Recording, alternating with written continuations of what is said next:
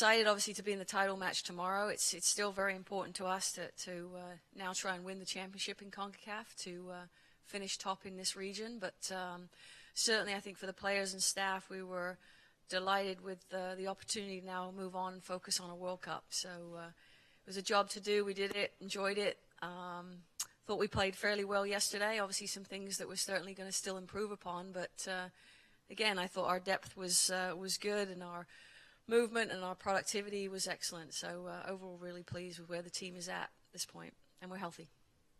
Questions? Jill, to see Costa Rica make it this far and become the first Central American team to qualify for the World Cup, what can that do to develop women's soccer there and in Central America and CONCACAF outside of the U.S. and Mexico and Canada, which have always been there, to have that team on that big a stage? I think it's great. I mean, it's a huge shot in the arm. You know, and I said this yesterday in the press conference. I really like how Costa Rica plays. They've evolved their program, their development. They play a great style. They've got some good, talented players, some skilled players. So I think there'll be a tremendous representation of this region. You know, I'm excited to meet them in the title match because I think it will be really a good game of soccer. So I think it's great, and I'm happy for them. And I think it's going to be exciting to see, you know, who else comes out of this region. I think it's going to be close, but certainly pleased and proud of Costa Rica. Out front here. Hi, Jill. Hey. This is your last competitive game until the World Cup. How do you make the most of that? Well, you know, I don't see it that way. I mean, obviously this is a game that technically counts for something, but I know that, you know, we're going to a tournament in Brazil, we're going to the Algarve, and those are games that we will take as, you know, more preparation, and they will matter because there's trophies to be won and obviously spots and chemistry to be, you know, vetted out in our process. But I think, you know, tomorrow, yeah, we know it's what counts. The players were great last night. They understand, you know, they're excited, but also knew there was one more piece to sort of finish before we go on. But I think as far as games that matter, I think every game for us now matters in our preparation, in fine-tuning what we're doing. You know, I'm hoping by the time we get to the Algarve next year, we are where we need to be as far as, you know, tactically, technically, chemistry, all those pieces. So that will be a big preparation tournament for us. Front here. Yes, Jill. With so many teams taking a bunker mentality against the United States, how do you prepare for that? Do you have certain drills in practice? And also, do you expect Costa Rica to have that same philosophy tomorrow? Yeah, we do prepare for it. You know, it's not something we see. I mean, in 25 plus games a year, it's not something you see very often. So it's something that we have to train and talk about and discuss about what principles are important when you play against a team that sits deep on you. So we've had trainings about it. I don't anticipate Costa Rica. I don't think Costa Rica will come out. I think they'll come out and play, you know, straight up. They've got to feel great they've qualified, and it's probably a game for them where they can really test themselves as well as we can. So, you know, I anticipate them playing in the same style that they have. You know, they do transition well. We'll have to be aware of that. But, you know, as I said to our players, at times it can be frustrating, you know, when you play against teams that put so many in the box. But it really, and the focus has always been for this group in this tournament, I've told them it's really about fine-tuning ourselves and getting better at certain things, because the World Cup's going to have a lot of different teams in it now, you know, with the expansion, and we have to be prepared for that at that level as well. So, you know, I think one of the things that as we start to move on, we need to focus on our transition game, you know, when we sit deeper now, and maybe we can, you know, afford to do that. So I think it was good for us to experience that.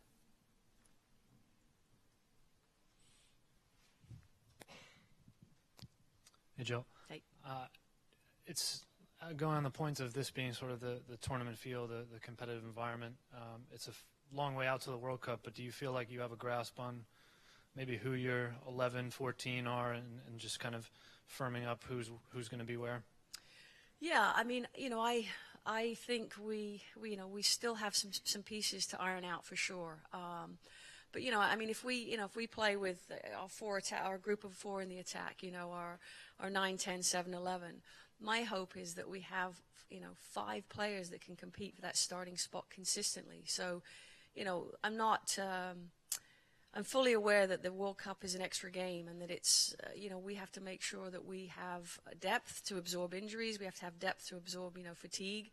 And so I think in my philosophy, I'll continue to groom players that are comfortable playing. I think it's more about them understanding the role of the position and giving that to us. Tobin Heath has come in and done very, very well in a wide position, but I know Rapinoe can play out there. I know Press can play wide, LaRue can play wide. So it's really about what they can give us in those positions. And plus we've got extra roster spots from where we are now to fill out. So, January will be a camp where we have more numbers. And, I'm not opposed to looking at some different players as well.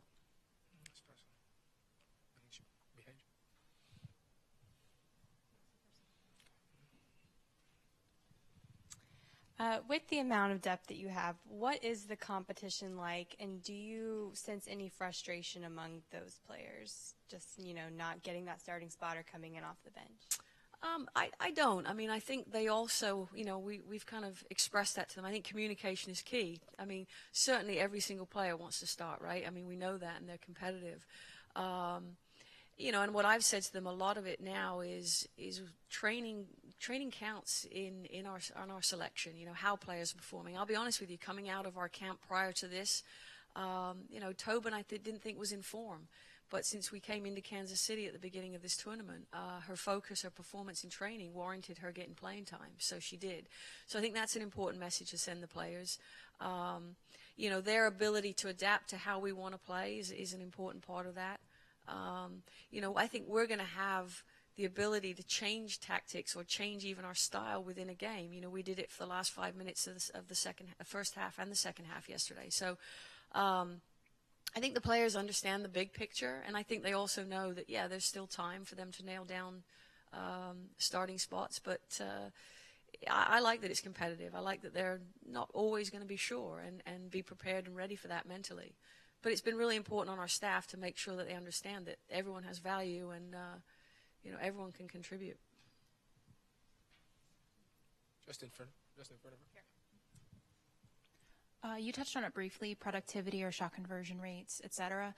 Can you talk about, you said you progressed throughout the tournament, but can you talk about moving that lens to the World Cup, if you think that there's a gap that the team needs to close or increase their productivity in that time, and any steps you have already implemented in closing that gap? Yeah, I mean, I think just, initially having the players aware of data, like statistics don't lie. And I've said to them, we can go out and win a game 3-0, but was it a good performance? What are the things that are happening on the field? So both sides of the ball, we're looking at that. I think one of the things that coming into this job, I felt that collectively we need to be better defensively. Our mentality needs to be better. And so we count the number of regains we have and where we're regaining the ball. So those are things that we're giving feedback to them. So, what I've said to them, it's really about developing our DNA. What are we about? What do we value? What are our super factors in our success? And, the players start to understand that. So after every game, when we have our debrief, we talk to them about, these are the numbers and et cetera, et cetera. Our finishing percentage last night wasn't where our target goal is. I think the other thing is the players are going to start to recognize what numbers they value and what their goals are, but that's the reality of this group. They're very goal oriented, and they want to please, and I think holding them accountable in certain areas is going to help. As far as what do we want to focus on, I mean, again, it's probably the super factors that we've identified to our success.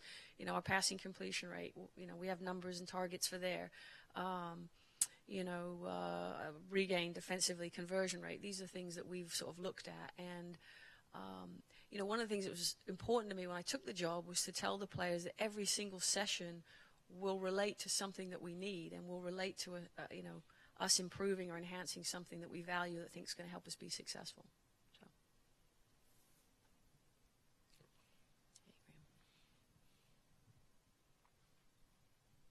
So what's next for you between Monday morning and when the team next gets together? What do you do? Going home. Well, it's one of my assistants will be scouting the game in Europe. I got another one going up to the Canada game. So, we'll still be active in this part. We have to prepare for Brazil. We're taking a few more numbers, so selecting that roster. So it'll really be about kind of preparing now for the Brazil trip as far as personnel and what do we need and what we're looking for. And then starting to now, I think, gather information on opponents as we move forward and beginning that process. So, yeah, I'll probably give myself a day off, and then I'll be looking at film and figuring out what goes next. Coach, in terms of assessing where you are with the attack and what you're doing offensively, I think a tournament like this probably allows you to look at that pretty closely. On the other side of it, defensively, you made some changes for yesterday's game. Can you kind of talk to us where you feel you are with the back line and team defense as you're obviously looking ahead to much more competitive games down the road? Right. Yeah, I think we've, in my mind, we've sort of made strides. We spent a lot of time focusing on our build-up, just how we play out, trying to be, a little more composed, finding our six a little bit more. So we've looked at it tactically. As far as personnel, I think between, Sauerbrunn, Engen, and Rampone, they've done very well. Again, it kind of goes back to, my philosophy of being able to have for every position, 3 options for 2 positions, 3 players that can do it. So, I think I've been pleased with that. I certainly think as we start to go into games where we're going to get tested more defensively, then I'll start to have more of an evaluative process. We looked at France, and we've looked at Switzerland and some things that we've definitely worked on. Klingenberg has done very well. I mean, I know she's an attacking player, likes to get forward, but I also wanted to see her defensively how she does, and so that'll be another good process as we start to go into tournaments like the Brazil, and we go over and we play 2 friendlies in Europe, seeing that a little bit more. So yeah, I mean, I think I like what I see, but I still think we have to add depth, especially to our wide positions in the back. For the most part, you've been able to rest a lot of players, but there hasn't been any rest for Carly Lloyd and not much for Lauren Holiday. Are you lacking in depth there at all, or are you just trying to work on their chemistry? Yeah, no, I think actually Morgan Bryan has done very well, and, will warrant some playing time. Morgan has kind of been our understudy in the 6 role. Again, it's not something that she's probably more naturally an attacking midfielder, but we're going to try and get her some more time in there. And no, I think for Carly and Cheney or Holiday, because we've really tried to define their roles more, I think it was important for them to play together and build that chemistry. Before they were just kind of side by side and had the similar responsibilities. Now we're asking something a little bit different. So the more familiar they can have with that position. But certainly, I think we'll look at fatigue tomorrow, and it has to be in our minds, because they've been very, very active, got a lot of minutes, and covered a lot of ground. Any more questions, ladies and gentlemen? One more here. Shout it out. Joe, your counterpart, we asked him sort of about Costa Rica's coach about attacking against you guys the way they have against the others. He said it would be suicidal to sort of push in the attacking third the way they have before. Might not be such an open game then. What are your thoughts on that? Oh, thanks for that tidbit. Well, then I think, I think it's going to be a similar formula, and that's really what I've talked about these players, with our players about, is you need obviously certain principles in there, and our width and our combination play will come into play. And it was interesting yesterday because, Mexico really tried to clog our wide channels, and then at halftime we talked about recognizing the internal space a little bit more. So I think, we will. That's, again, it's another growing piece for us, is knowing if they're going to take away this, then what then presents itself. So, I think, tempo of the ball, width, just having good mobility in there will be key for us. And then always when a team sits in is making sure we're organized to defend, in the transition. So then it'll be probably a similar preparation as far as tactics and what we're looking at. Cool. Last words, Joe? Anything else you want to say about tomorrow? No, I think it'll be a great game. We're excited, and I think people will enjoy it. Thanks so much, ladies and gentlemen, for coming out. Thank you. You can stay around and see the other panels for Let's Develop Women's Football, but we look forward to seeing you tomorrow. Thank you so much.